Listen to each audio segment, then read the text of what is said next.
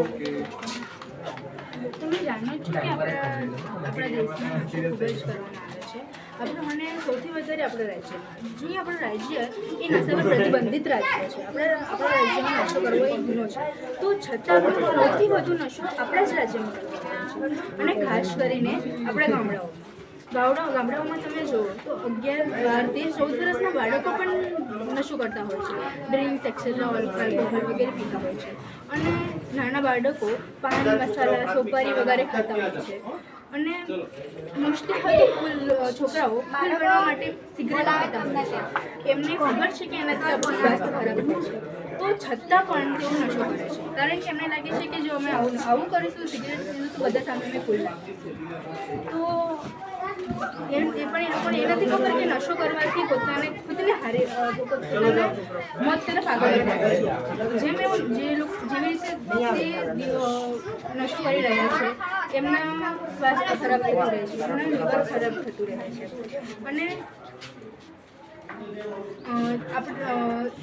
તમે જુઓ ગામમાં મોટા ભાગના બધા લોકો દારૂ પીતા હોય છે, પાન મસાલા સોપારી એક્સેટ્રા બધા વ્યસનની હોય છે.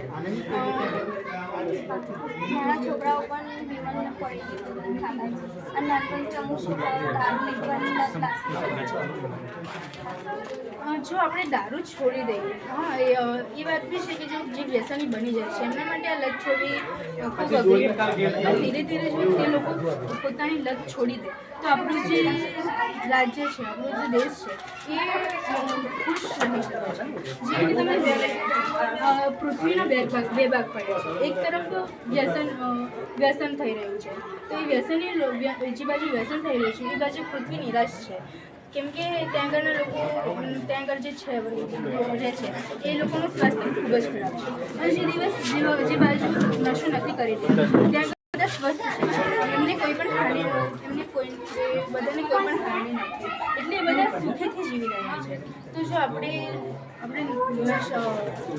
નશો ના કરીએ અને બધાને સમજાવીએ કે નશો ના કરતો, તો પોતાની જે લત લાગી છે એને ધીમે ધીમે ઓછી કરો, તો આપણે પણ ખુશીથી જીવી શકીએ.